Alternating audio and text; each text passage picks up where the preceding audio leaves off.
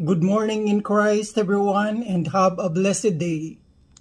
Our scripture reading for today is from the book of Philippians, chapter 4, verses 6 to 7.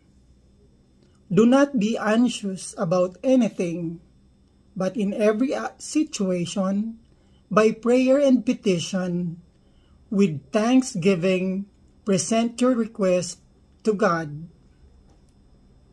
And the peace of God, which transcends all understanding, will guard your heart and your minds in Christ Jesus. Amen. Huwag kayong mga balisa sa anumang bagay, kundi sa bawat sitwasyon sa pamamagitan ng panalangin at pakiusap na